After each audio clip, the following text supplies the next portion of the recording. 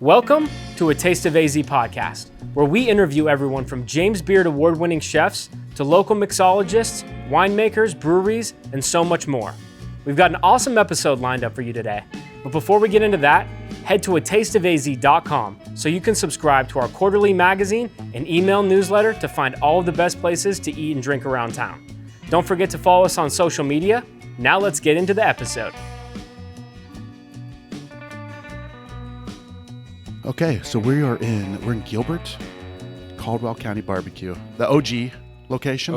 OG location. This place is incredible. First of all, huge shout out to Chris at Evolve PR for helping us get this all set up. Huge shout out to Delaney off camera here. She's taking pictures, live streaming. She set up all of this. I told her this is probably the most beautiful table setup we've had on the podcast. So she does an awesome job. Nice job, Delaney. Oh, my voice sounds really smooth on this mic. I like this mic. You're doing me a favor here. You have a good radio voice. You do. But Travis Taylor, Caldwell County BBQ. Thank you for having us. We've been big fans of you guys for a long time. You've been at our festivals. You're in our book. We've had you in the magazine. So it just made sense, and it was a matter of time before we had you on the podcast. I appreciate you having us. Yeah, absolutely. So, Travis, how do you, I asked Delaney this earlier, like how do you have this smell all of the time and not eat it all of the time, or do you? I don't. I just eat it all the time. Yeah. This is what it is. That's the same answer she gave. There's something just magical about walking in, whether you're on the morning shift or on the night shift, whatever time of day you are, and there's just that smoke filling the air. It kind of permeates into the walls and the tables, and it just kind of has that unique smell to it, and it just smells like home. It smells nostalgic. It's just so inviting, and maybe a little craving too. For sure. Well, there was years ago, I was talking to somebody who had a barbecue food truck, and they were like, this is the best marketing. Like we just start this smoker up and people come for miles. They follow the smell like a cartoon, right? Where they follow that smell, and I think there's something just primal, internal about fire and the warmth and the comfort that it brings to us naturally. Even in hot Arizona summer, there's just something that smoke just triggers in our brain that's pleasant and enjoyable for us. And then when you add, that's before that smoke leaves the smokestack, it's rolling over delicious meats. Yeah, it just kind of adds that other layer to it, and you're just like, oh, I gotta go wherever that smell is. I don't think it gets better than that, man. It's awesome. I liked how you said primal too, because that was one of the biggest like moments in human history is the advent of fire, right? And you guys are going primal, cooking stuff over fire and smoke, and I like it. Yeah, I think that's one of the things that's really excites me about barbecue, and there's different styles of barbecue, and not to say that one is right or wrong or good or bad, but the one we chose is just all firewood. So we don't have gas-assisted smokers or electric-assisted smokers, which you'd find in the majority of barbecues across the country. Yeah. We're just doing firewood. That's the only heat source. It's a little bit of a pain because each piece of wood is going to add to your temperature just differently. Sure. Whether it's obviously if it's a larger or smaller piece, but also the water moisture content of the wood as well.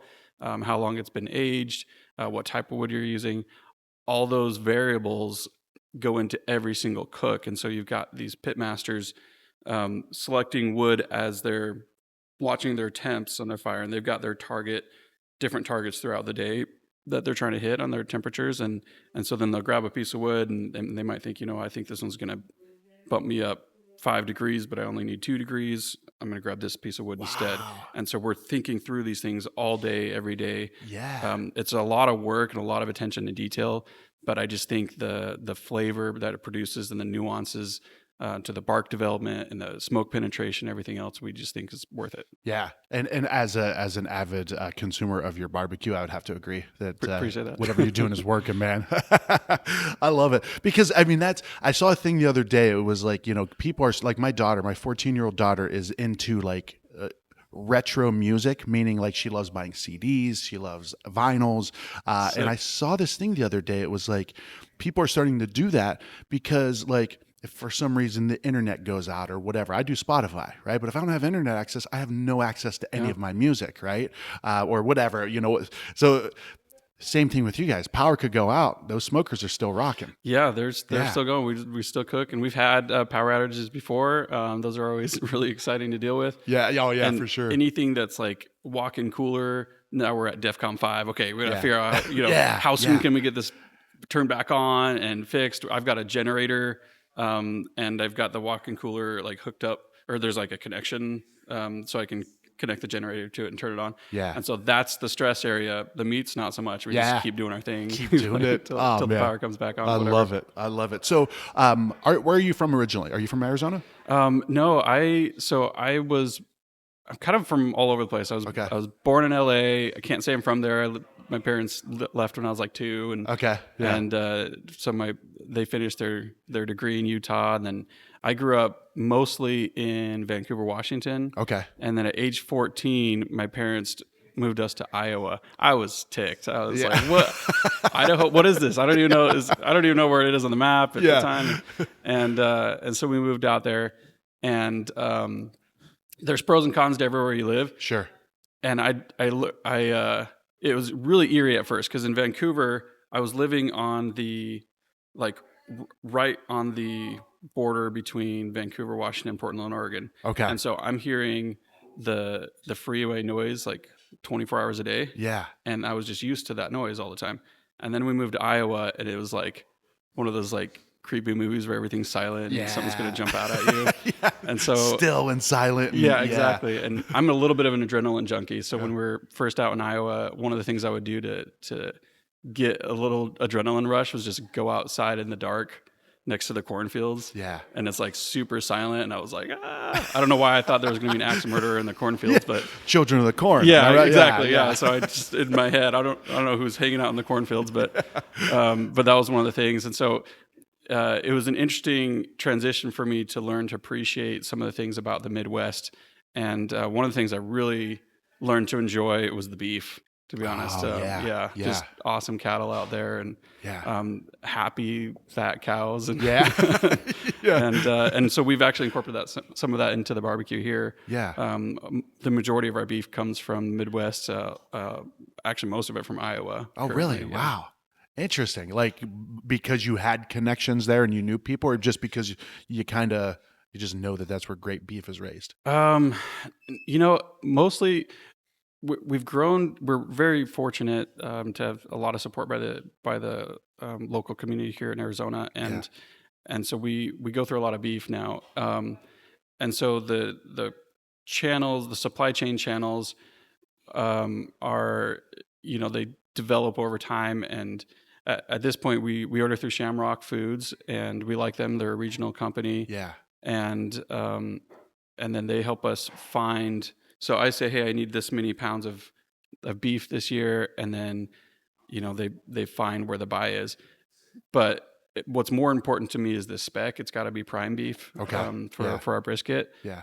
That's what I need to smoke, and you're just going to get a lot more prime brisket out of the Midwest than you are in as a percentage of cattle than you are in some of the hotter climates and whatnot. Gotcha. Okay. And so, but I'm sure that there's a little part of your heart too that's like Oh yeah, I definitely like lean towards it. So they give us like different options, and I'm like, well, I like that one. Yeah, that's great. So what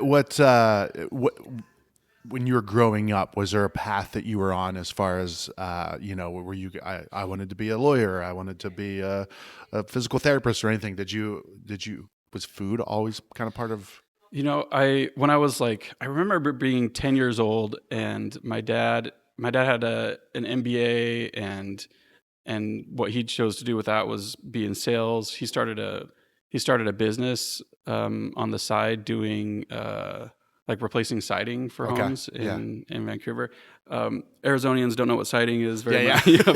But in Washington, you put these so I'm just kidding. But it used to be aluminum. Yeah. Then it changed to vinyl. Yeah, exactly. And then we had wood siding over there too. And there was a type of wood, LP something, I can't remember, would like rot from the inside or something. Okay. And so he was like replacing those. Yeah. And that was just like a side thing. And so I remember being 10 years old and kind of watching that and thinking, wow, that'd be so cool to like, start a business or to own a business. And so I kind of had an entrepreneurial spirit, but not a lot of direction. I'm a little ADD if you can't tell yet.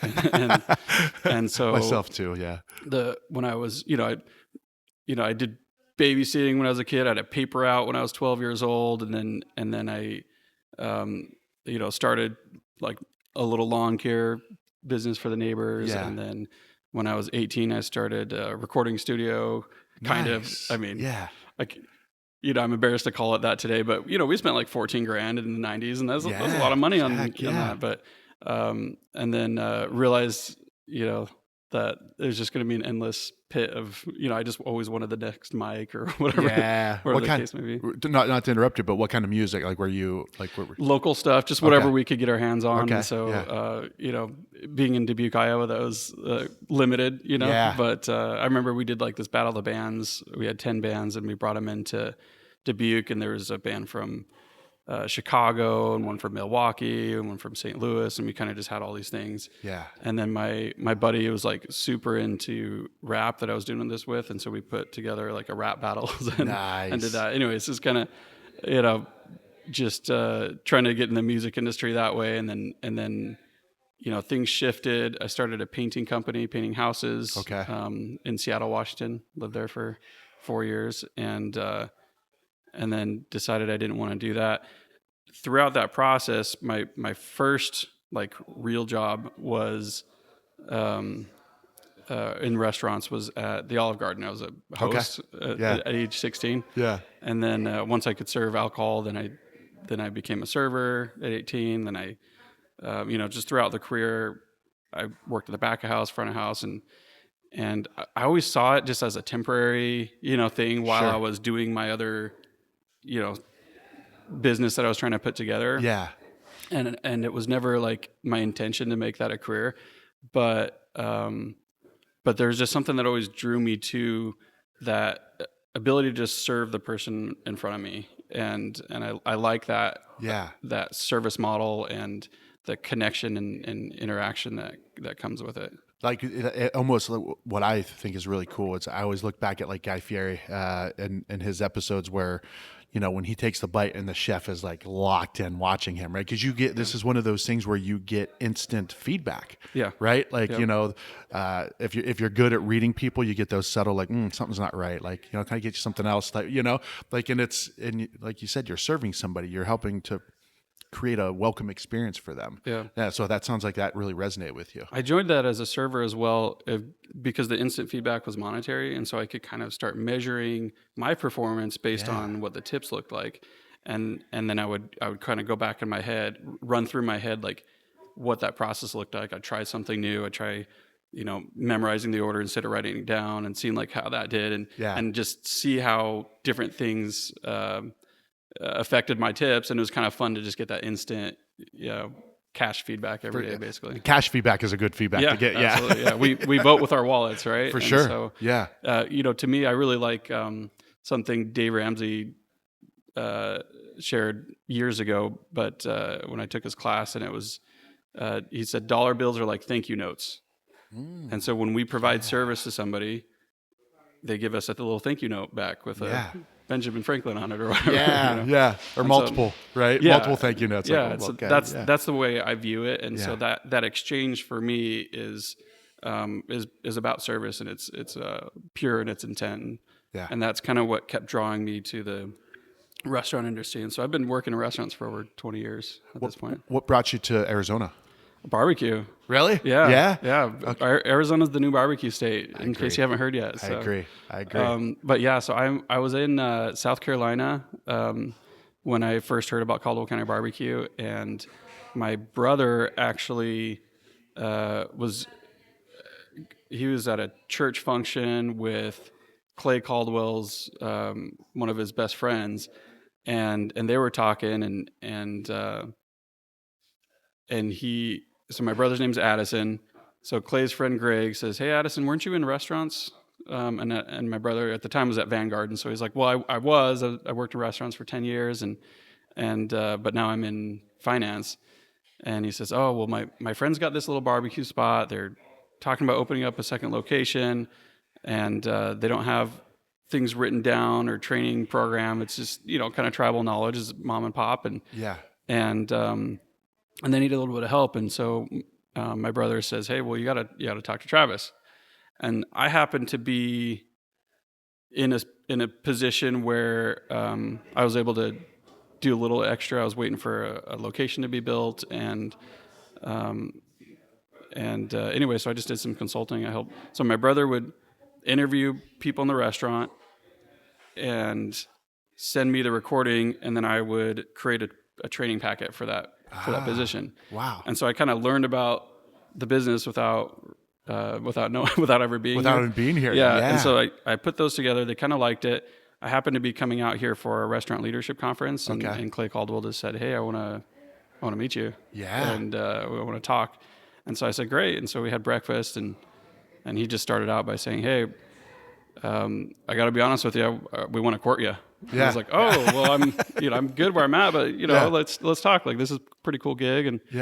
And I wasn't really looking at moving necessarily, but I had breakfast with Clay, Susan, and Spencer Caldwell. Spencer's Clay's son, and it just felt so natural. We just clicked, felt like family. Yeah. And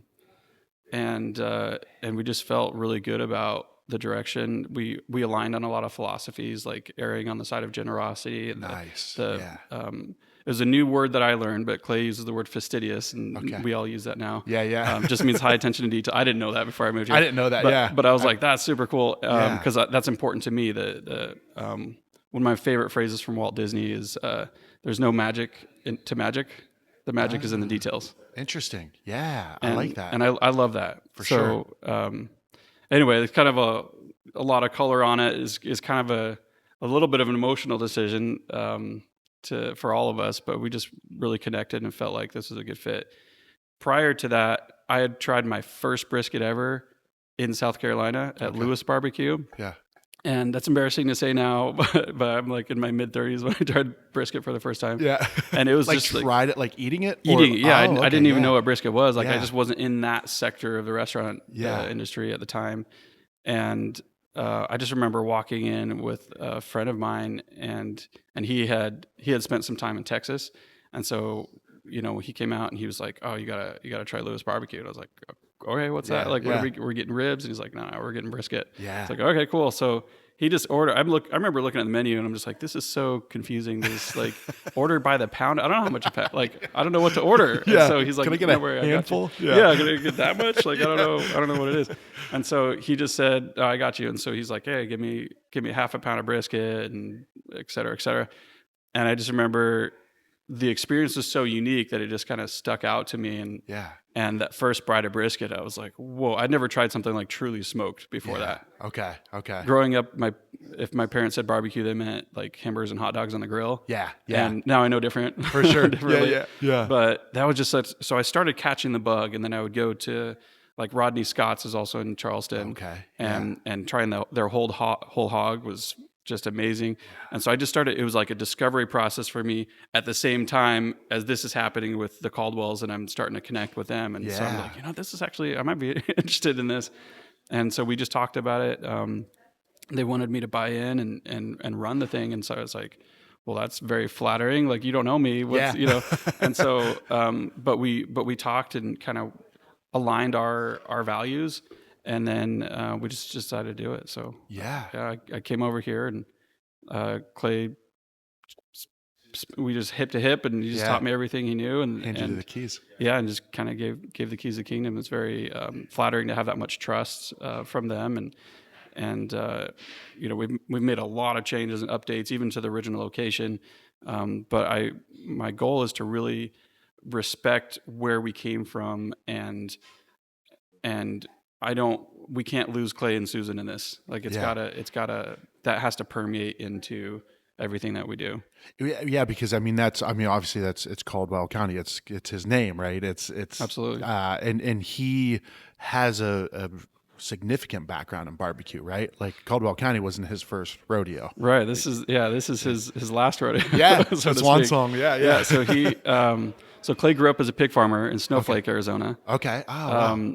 And in his 30s, he came down to the valley and started another barbecue restaurant. He was actually bringing hogs from his dad's farm. Oh. And bringing some of them for free, and then he'd butcher them, and he would sell pork sandwiches. And prior to that, he as a farmer, he was out in a convention, I think in Iowa actually, and so he's at this hog convention, excuse me, and I think there's awards and stuff that they give out, but there was a guy like selling smokers, like little backyard smokers, and so he bought one, and he just started by like smoking stuff for his team, and figuring that out, and so that's where he started catching it, and then he started the barbecue in the valley, ran that for 25 years, retired. Before he retired, he married Susan Caldwell. She's from Texas, from El Paso, and they decided to go on a Texas barbecue tour. Ooh. So they go to a few different places, but the star was Aaron Franklin. So they went to Aaron Franklin's. They waited in the morning, and they had their first bite, and they just Clay said it was a coming to Jesus moment for him. Yeah, and sure. And he's like, "Oh man, I gotta do this brisket," because he was more pork focused, right? Being a pig farmer. Yeah. And he said, we gotta start another place and do brisket. So he thought he was retired. He thought he was retired. You can't ever really retire from barbecue. Yeah. Once you catch the bug, you just have it. For sure. Well, in that Texas barbecue too is so one of my best friends, my friend Chris and his wife Megan moved in across the street from us in 2018.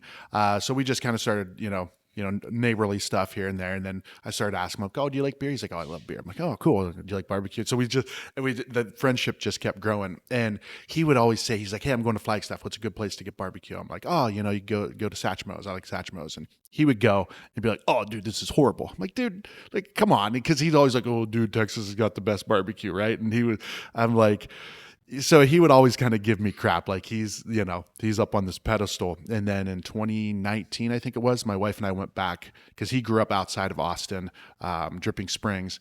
And so we went back and we went to Valentina's, we went to Salt Lick, we went to like a handful of different places. And I'm like, okay, I get it now. Like I get, I'm like, this is incredible. So that, but I've got him to admit that, people like you and people like Little Miss and Eric's, it's like, we've got great barbecue. So I've finally got him, and he even admit him. He's like, "All right, Satchmo's is pretty good." I'm like, "I'm right, it is." Yeah. But that Texas barbecue is just, I mean, that's, it's kind of the pinnacle, right? Like that's the Central Texas barbecue is the style that we are smoking, and we just have it with a little bit of an Arizona twist. But we love those places. I love it in Valentina's, Salt Lick. Yeah. In fact, Salt Lick, we're building a location in Scottsdale right now. Yeah. Salt Lick, one of the things I love about their spot is they just have all this limestone everywhere. Yeah. We don't have a ton of natural limestone here, so we're getting it imported. But I'm putting limestone into the Scottsdale location, and nice. Hopefully it tastes full way, and it should be pretty cool. But it's just kind of each location has these little pieces of our Central Texas barbecue tours that we go on, and so it's kind of a cool reminder to us as we're coming into work. What makes it Central barbecue, Central Texas style? Like what signify? Like what does that mean? For a lot of people, what that means is the 1,000-gallon propane tanks that are converted into offset smokers. Okay, there's a lot of different kind of smokers out there, and I would never say that one is right or one is wrong, but the one that is preferred for us is offsets, and we're just using these huge tanks, and we cut both ends and put a smokestack on one side and a firebox on the other side, and it's just really simple. There's not a lot of frills and bells and whistles on them. It's just smoke. Yeah, that's what it's about. Effective machine, like unit or whatever you call it. Yeah, like it's. I'm looking at them from right here. It's just they're beautiful. Yeah. So is there anything with the seasoning or sauce or anything like that is Central Texas? And that's a good point too. So historically in Central Texas, you go to places like Lockhart, which is in Caldwell County, Texas. Okay. Part of where our name comes from. Yeah. And in Caldwell County, Lockhart was like the barbecue capital of Texas for over 50 years. Okay. And a couple things that they're known for: the brisket only gets salt and pepper. Okay. Doesn't need anything else. Yeah. You just need salt, pepper, and smoke. And so we continue that tradition today. And for many years, no sauce. Okay. When people started coming in and asking for sauce, they would kind of turn their nose up a little bit, yeah. Be a little offended. Yeah. I remember in Schmitty's, there's a sign that was up there. Now it's kind of funny, but it used to be like real: no forks, no sauce. Like you eat with your hands. Yeah. And it's really cool. So Schmitty's, Kreitz, Blacks that have been there for 100 years. Yeah. And we love those guys. I go visit them a couple times a year and bring some of the crew with me. Chris said that's his favorite, but Blacks, Terry Blacks, right? So Terry Blacks actually they're the two nephews of the current owner of Blacks. Okay. So Blacks is now third and fourth generation because his son's working it with him. Yeah. And then so Kent Black owns Black's Barbecue right now. His brother Terry is an accountant. Okay. And so that he went off and did the accounting career.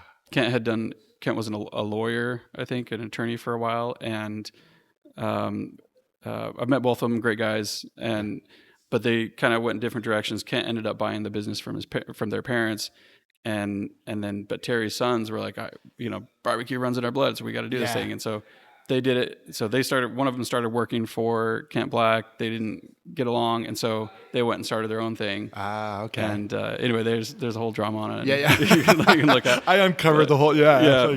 Technically, yeah. But yeah. So then the boys, the twins, Mark and Mike Black started Terry Blacks, and they're doing some cool stuff. So they're coming to Arizona too.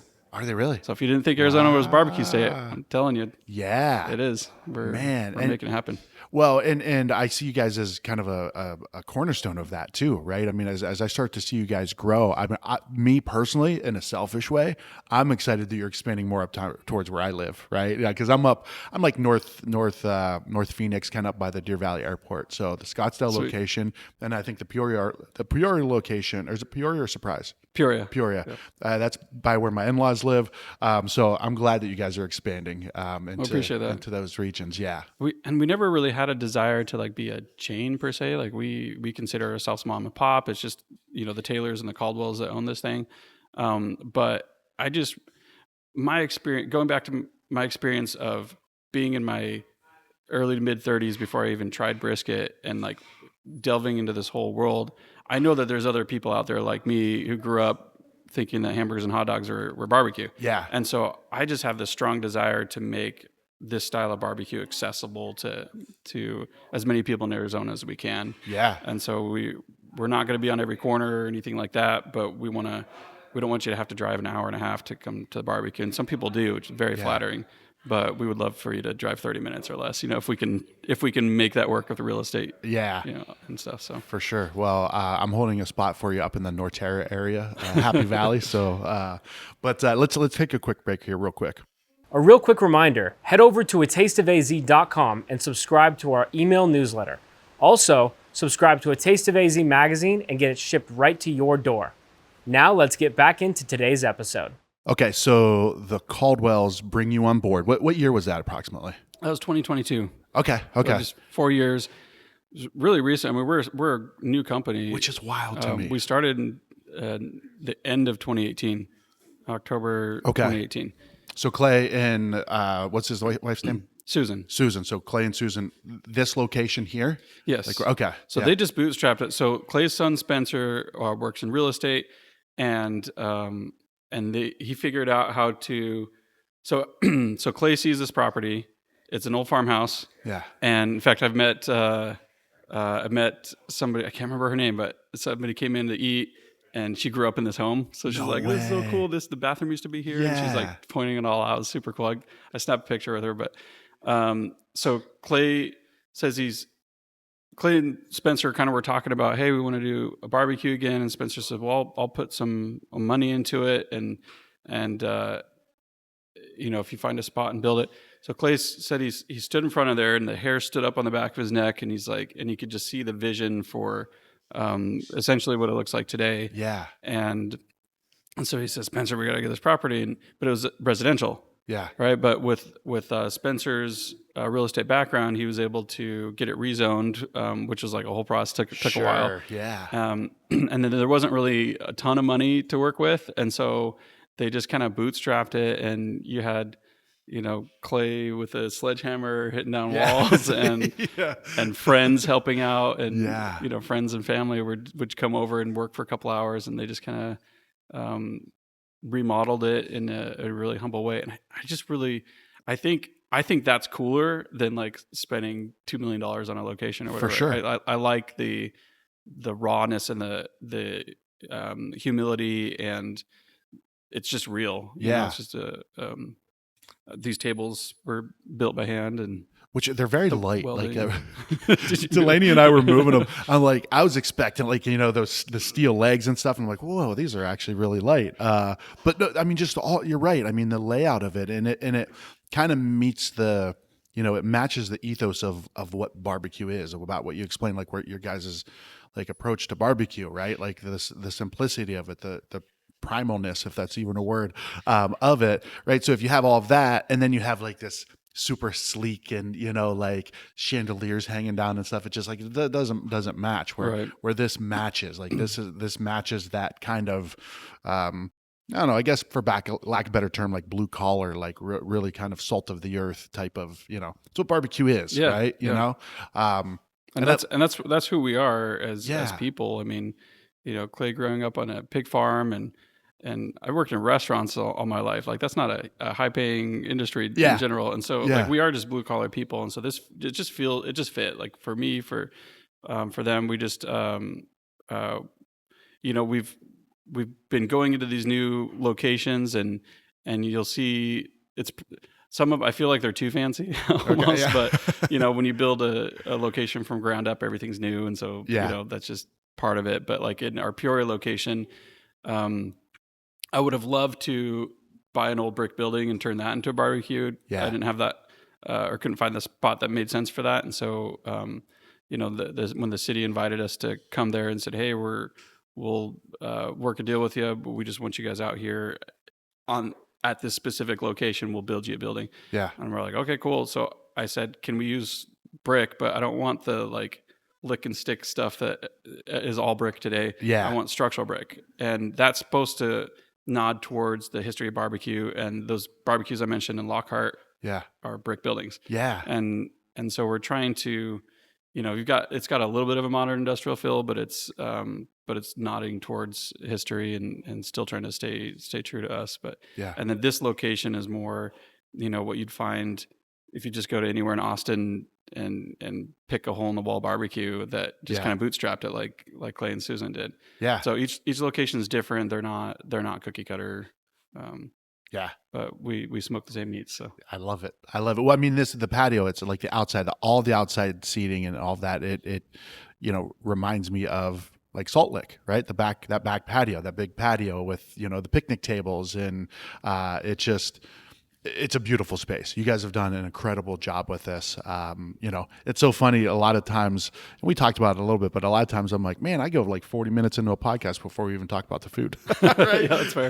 That's fair. It's the story, right? It's the story. There's so much energy for me in food and beverage of the story and the people behind everything. And I'm like, oh crap. Oh yeah, food. Let's talk about the food, right? So you got the brisket. Now to me, and this is just my personal experience, very limited experience. I think I've smoked 2 briskets in my life, but I've smoked more pork shoulders, right? Because I feel like brisket is that one of the more difficult things to kind of perfect? Yeah, the difficult thing about brisket is there's a couple different parts of it. No brisket is shaped the same as another brisket, and then you've got different muscle groups going in different directions. and it's the pectoral muscle of the cow, so it's taking a ton of load all the time. Yeah. And so historically, it's just been a really tough piece of meat. Yeah.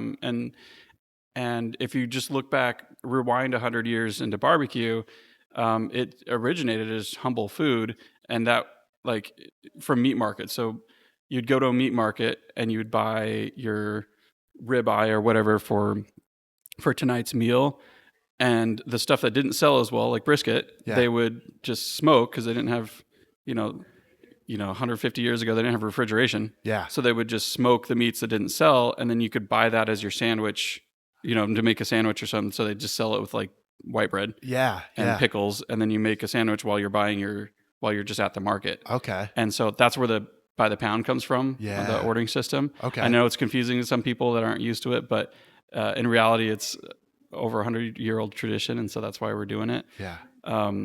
But so brisket kind of traditionally has been tough for a long period of time. People just knew that is a tough cut of meat. And then 15, 20 years ago, you get people like Aaron Franklin who started figuring out, well, if I do this and if I do this, and getting really scientific about it, and then they learned how to make brisket tender. And that's like a new awakening for brisket. Yeah. And so if you just throw it on there and just throw some heat on there, your results are going to be, very, very varying.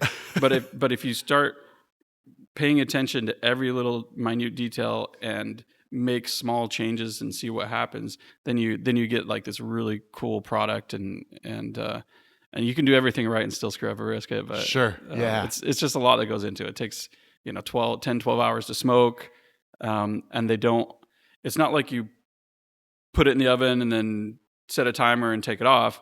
No, it's every brisket's a different size, and so you can't just pull all the briskets off at once. You gotta feel them. Yeah. And you start feeling the briskets, and you're like, okay, this one's ready. I'm gonna pull this one. This one's not ready. I'm gonna leave it on. And you just do that. It's a couple hour process at the end just to figure out which ones are ready and when they're ready. Every day. All day. Basically. Yep, every day, all day. Just keep it rolling. And so what else? So would you say that brisket is kind of your centerpiece of what Caldwell County BBQ is? Yeah, brisket's king. Another fun fact about brisket, some people know this, some people don't, but if we start out with like a 14, 16 pound brisket, we're gonna trim it off. We got to make it aerodynamic, so we trim it down. It's gonna end up being around 10 pounds by the time we trim it, and then we're gonna smoke it, and we're rendering down, especially the intermuscular fat, and that's part of how we get the tenderness from it. And by the time we finish, that thing's only like 5.5 pounds. Yeah, wow. So, you can come, when you order by the pound, you're like, oh my gosh, that's really expensive. But it costed us like really 3 to 4 times what we paid for it by the time we finished with it. But brisket is definitely the key. That's the trickiest one. And then obviously our pork products just come from, Clay's history and background as a pig farmer. So pork's just like solid. I mean, our pulled pork, our pork ribs, and then we make a couple of years ago. So when we started the barbecue, when Clay and Susan started the barbecue, they were buying sausage from Texas, from Elgin, Texas, which is like the sausage capital, I would call it. Okay. And it was good sausage, but I just, like I said before, I had the barbecue bug, and so I'm wanting to tinker and mess around with it. So I decided to start making our own sausage, and I'm tweaking it, and we're taking trimmings from the brisket, and then we're taking pork, raw pulled pork. We're grinding that together. We put jalapeno, cheddar cheese, and curing salt, and which you have to be very careful about.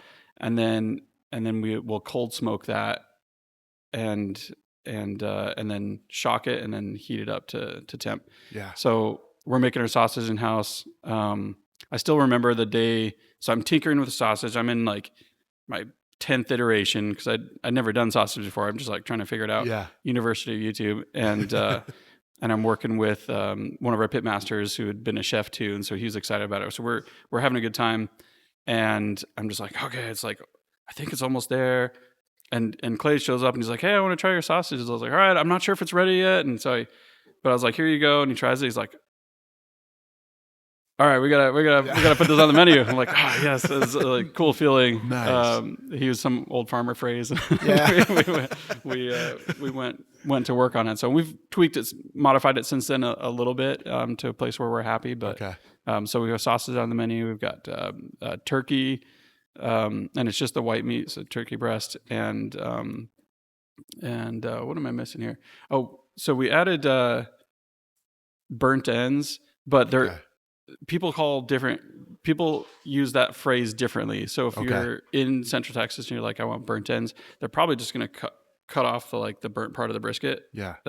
We don't burn a lot of our, a lot of edges on a brisket typically. And so that's not, we're not going to have a ton of that. Sometimes we do, like we're not perfect at it, obviously, but you go to Kansas City and their version of burnt ends is to, separate the muscles on the brisket and then take the lean part of the brisket and just smoke that, cut it up into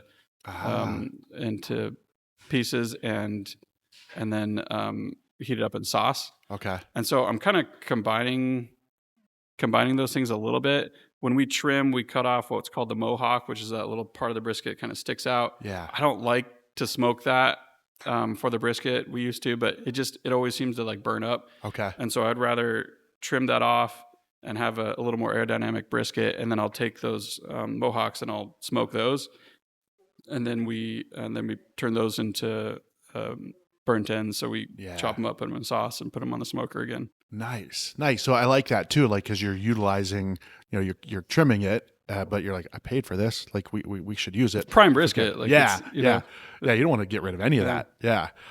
Well, I mean, and I guess that's a perfect transition into what we see in front of us, right? Like all these products. That's from what's that for the tallow? Yeah. So one of our philosophies is just to listen, right, to our team. And so there's a couple of years ago, there was a gal on the team that said, "Hey, you should use that. You're throwing away a bunch of prime tallow. You should use some of that in skincare." And I was like, what are you talking about? And rubbing beef grease on your face? Yeah, I was like, well, that's crazy. And so I started doing some research, and that's how they did it in the 1800s, right? They took renderings from animal fats, and they would use that in soaps and in skincare or lotions or whatever. Yeah. And I just thought, what, that's cool. Like that kind of goes back to the tradition and history that has really somewhat been lost in that industry, and we have prime tallow here, so let's try it out. So we just started messing around with it. Yeah. And we had like several people give ideas, and we just tried it until we found something that we really like. And so this is not, for anybody that's concerned about it, this is not, you're not going to smell like beef or anything like that. Oh, dang it. I was hoping I would. That would be kind of cool. But no, there's a purification process. So we take the tallow, we render it. We don't do any kind of like chemical treating or anything like that with it. It's, we actually just old school 1800 style, we boil it in salt water for hours, and the salt kind of attaches to particulates.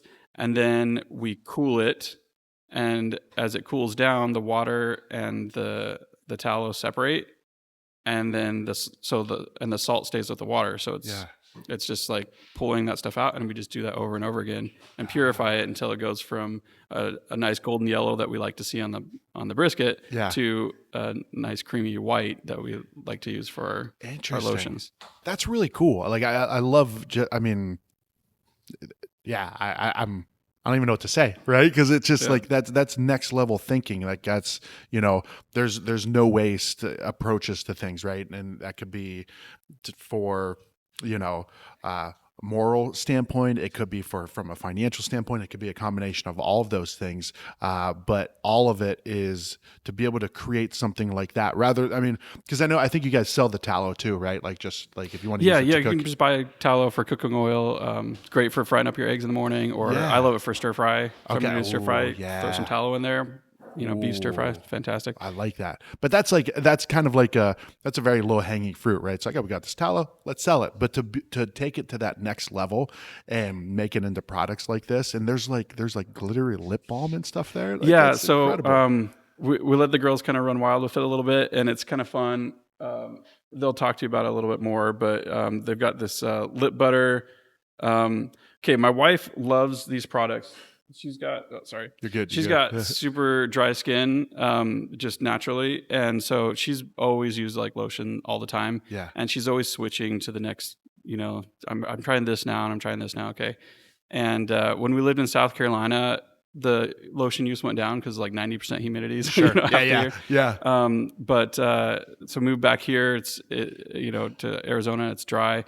And anyway, so she was my guinea pig, and she was like my biggest critic. She's like, I'm not putting beef on me. Like, I'm not going to smell like juice. Beef. Yeah. And I will totally admit, our first batches, you could smell a little hint, and like, we didn't get it right the first time. It took us a lot of work, trial and error to figure it out. But now she swears by it.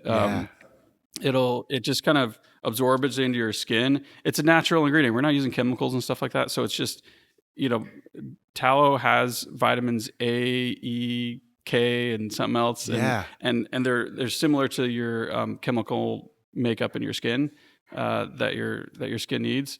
And so it just kind of absorbs in there and keeps it going all day. So my wife likes it for that. For me, I work in restaurants. I wash my hands 100 times a day. Yeah. And it gets kind of crazy when your hands drying out, especially in the winter. And so I'm focused on the men's line where we have a repair lotion.